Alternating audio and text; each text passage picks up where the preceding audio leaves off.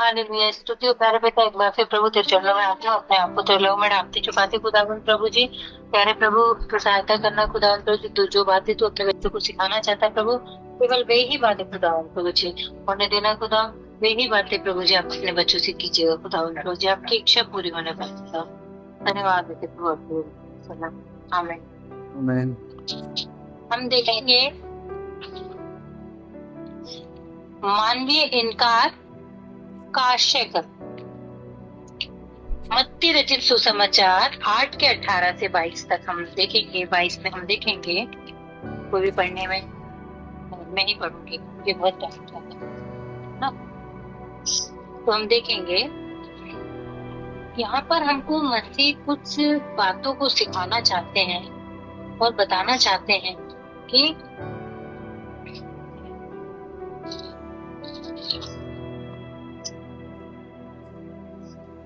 यीशु ने जब अपने चारों ओर एक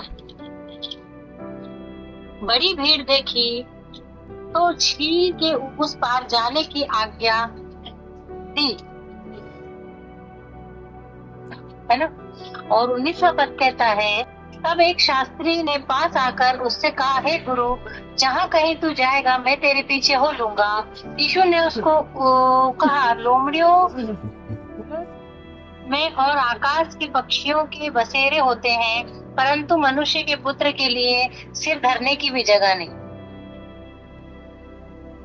एक और चेले ने उससे कहा, हे प्रभु, मुझे पहले जाने दे कि अपने पिता को गाड़ दूं। यीशु ने उससे कहा, तू मेरे पीछे हो ले और मुर्दों को अपने मुर्दे गाड़ने दे।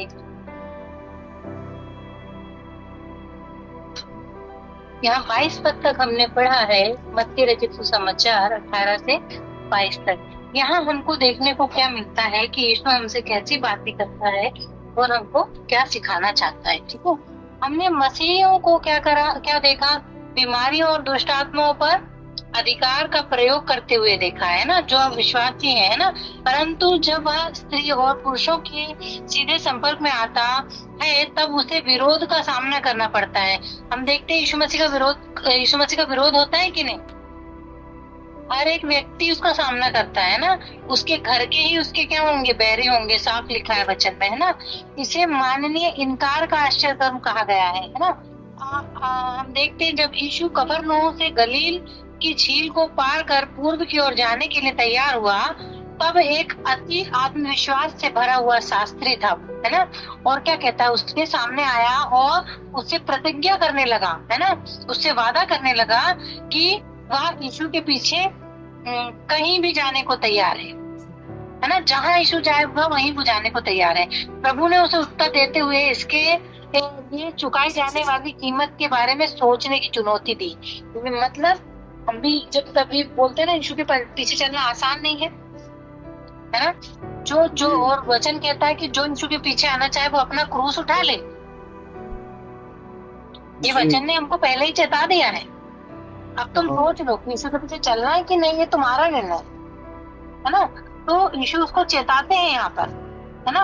और क्या कहते हैं, है ना, क्या कहते हैं, चुकाई जाने वाली कीमत के बारे में सोचने की चुनौती दी।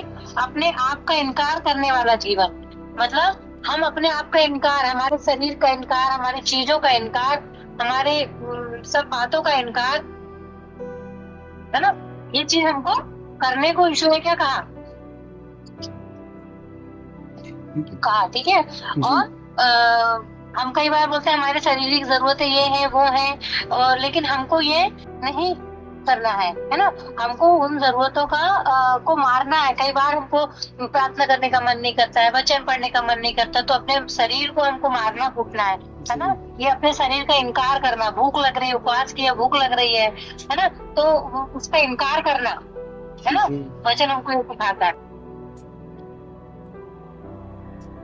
फिर हम देखते हैं वो क्या कहता है, मैं आपके पीछे कहीं भी जाने को तैयार हूँ, है ना। फिर क्या कहता है यीशु, लोमड़ियों के भट्ट में और आकाश के पक्षियों के बसेरे होते हैं, परंतु मनुष्य के पुत्र के लिए सिर धरने की जगह नहीं है। मतलब लोमड़ियों के रहने के लिए भी स्थान है, आकाश के पक्षियों के लिए भी बसेरे को परमेश्वर ने बनाया है, दिया है, लेकिन परमेश्वर के पुत्र के लिए स्थान ही नहीं है, जी है ना, है ना। अपनी सार्वजनिक सेवकाई के समय उसके पास उसका कोई अपना घर नहीं था। जब यीशु मसीह सेवा कर रहे थे तब उसके पास उसका घर था क्या? नहीं। वो चलते थे, उनके पीछे भीड़ चला करती थी, है ना। किंतु कुछ ऐसे परिवार थे जहाँ एक अतिथि के रूप में उसका स्वागत होता था। कुछ परिवार, है ना, आज भी ऐसे ही होता है कि कुछ ही लोग ऐसे होते हैं जो दासों का, अभिषिक्तों का स्वागत करना पसंद करते हैं, स्वागत करते हैं उनको ठहरने के लिए, उनको रुकने के लिए, कि बाहर से आए हैं तो कहाँ रुकेंगे, क्या करेंगे, तो वो अपने घर में स्थान को तैयार करते हैं ना। जैसे हम देखते हैं एक स्त्री ने अपने घर में उपरोटी कोठी बनाई थी, वो केवल परमेश्वर के दास और अभिषेक के लिए बनाई थी उसने, है ना, कि वो जब भी आएंगे तो रुकेंगे, है ना। तो हम देखते हैं कि मगर यीशु के पास ऐसी कोई जगह नहीं थी, है ना। लेकिन कुछ घरों में क्या होता था, उसका अतिथि के रूप में उसका स्वागत होता था, और सामान्यतः उसके सोने के लिए स्थान होता था, है ना। और उसके वे शब्द आत्मिक अर्थों में कहे गए अधिक प्रतीत होते थे। यहाँ संसार उसके लिए सच्चे और स्थायी विश्राम का प्रबंध नहीं था, है ना। संसार तो उसका घर था ही नहीं, उसका घर तो क्या है, स्वर्ग, जी है ना। और वह विश्राम नहीं कर सकता, है ना। और इसमें क्या लिखा है, और स्थायी विश्वास का प्रबंध नहीं कर सकता। उसके पास एक काम है जिसे पूरे किए बिना वह आराम नहीं कर सकता। मतलब उसके पिता ने जिस काम के लिए उसको भेजा था, और जब तक वो पूरा नहीं कर सकता वो विश्राम नहीं कर सकता, है ना। यही बात उसके अनुयायियों पर भी लागू होती है, समझ गए। उसके पीछे चलने वालों पर भी यही बात लागू होती है कि जो काम तुमको परमेश्वर ने दिया है, जब तक तुम वो ना कर लो तुम विश्राम नहीं कर सकते, है ना। और या ऐसा कहना चाहिए कि संसार उनके लिए विश्राम करने का एक स्थान ना हो, है ना। और हम 21वां पद पढ़ेंगे, पढ़े थे ना, मत्ती 8:21। एक और चेले ने उससे कहा, हे प्रभु मुझे पहले जाने दे कि अपने पिता को गाड़ दूं, मैं अपने पिता को गाड़ दूं। यीशु ने उससे कहा तू मेरे पीछे हो ले और मुर्दों को अपने मुर्दे गाड़ने दे। अब यहाँ पर क्या देखने को मिलता है, एक और चेला था जो अच्छे विचारों वाला था और यीशु के पीछे चलने वाला था, है ना। और वो अपनी इच्छा को, चलने की इच्छा को क्या कर रहा है, प्रकट कर रहा है, मतलब बता रहा है यीशु से, परंतु उसकी प्राथमिकता कुछ और थी। मतलब उसके लिए यीशु के पीछे चलना जरूरी नहीं था। उसके लिए पहले क्या जरूरी था, पहले उसके पिता को गाड़ने के लिए वो बोलता है ना। लेकिन यीशु ने क्या कहा, परंतु उसकी प्राथमिकता कुछ और थी। हे प्रभु मुझे पहले जाने दे कि मैं अपने पिता को गाड़ दूं। उसने अपने आप को मसीह से पहले रखा, है ना। हम भी कई बार यही गलतियों को करते हैं, प्रभु से पहले हम अपनी चीजों को रखते हैं, है ना। लेकिन यहाँ यीशु मसीह ने एक शिक्षा दी कि मुर्दों को अपने मुर्दे गाड़ने दे, है ना। अब उसने अपने आप को मसीह से पहले रखा। यद्यपि वह पूर्णतः उचित है कि एक व्यक्ति अपने पिता को सम्मान से मिट्टी दे, परंतु वह तब गलत हो जाता जब ऐसा उचित कार्य उद्धारकर्ता की बुलाहट के ऊपर प्राथमिकता देने के लिए होता। मतलब एक बुलाहट, जैसे प्रभु तुमको चुनता है, तुमको सेवकाई के लिए चुन रहा हूँ, और एक तरफ तुमका ये काम है, दूसरी तरफ ये काम है, तो तुम बुलाहट को यदि छोड़ के और उस चीज को चुनते हो तो वो गलत है। लेकिन यदि तुम बुलाहट को चुनकर और वो काम करते हो तो वो सही है ना। तो बुलाहट को तुच्छ मत जानना।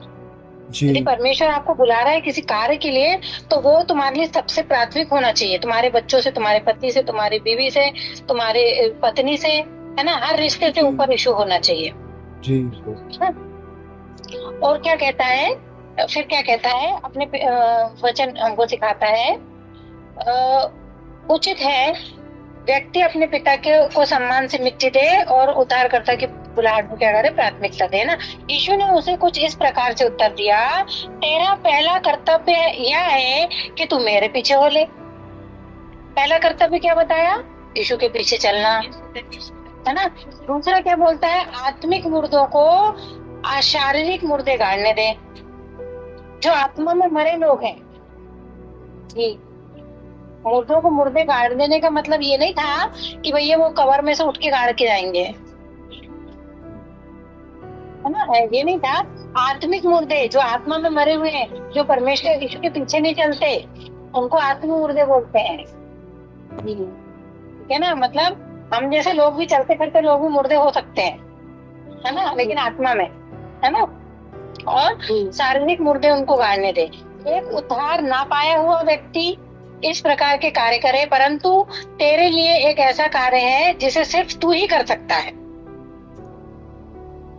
अपने जीवन की उत्तम चीजों को, उन बातों को समर्पित कर जिसके लिए ये उत्तम बातें तुझ में पाई जाती है ना। मतलब कोई विशेष गुण आप में परमेश्वर ने दिया है ना, और वो गुण किसी और के पास नहीं है, वो तुम्हारे ही पास है। उसी के लिए परमेश्वर ने तुमको चुना, है ना। और वो काम तुम्हारे अलावा कोई नहीं करेगा। उस दौड़ में तुमको ही दौड़ना पड़ेगा, और जब तक तुम वो दौड़ में दौड़कर जीतोगे नहीं, तुमको जीवन का मुकुट नहीं मिलेगा, है ना। और फिर क्या कहता है, इस प्रकार का कार्य करे, परंतु तेरे लिए एक ऐसा कार्य है जिसे सिर्फ कौन कर सकता है, तू कर सकता है ना। अपने जीवन की उत्तम चीजों को उन बातों पर समर्पित कर जिनके लिए ये उत्तम बातें तुझ में पाई जाती है। उन्हें हल्की फुल्की बातों के लिए व्यर्थ ना कर, है ना। यहाँ पर यह नहीं बताया गया कि इन दोनों चेलों का प्रत्युत्तर क्या था। इस वचन में हमको ये नहीं बताया गया कि इनने इसके बदले में यीशु मसीह को क्या उत्तर दिए होंगे, परंतु इस बात से सशक्त सचेत है कि उन्होंने संसार में एक आरामदायक स्थान या प्रबंध करने के लिए और हल्की बातों के लिए अपना जीवन व्यतीत करने के लिए यीशु को छोड़ दिया।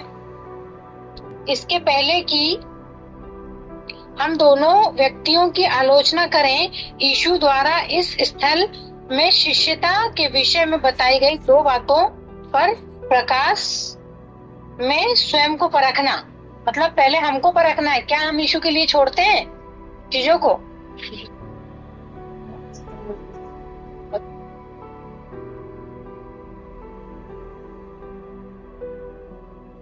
है ना। नहीं, तुम नहीं करना, हम नहीं छोड़ते कई बार जी, मुश्किल नहीं, वो तो मेरा है, वो मेरा अपना है, वो तो मेरा ये है, मेरा वो है, मैं तो कैसे करूंगा, मैं तो जाने जरूरी है, ऐसा है वैसा है। हम परमेश्वर को पीठ दिखा देते हैं जी। तुम्हारे साथ ही नहीं, मेरे साथ भी होता है कई बार जी जी। तो ये एक सत्य है ना, लेकिन हमारे साथ ऐसा नहीं होना चाहिए जी।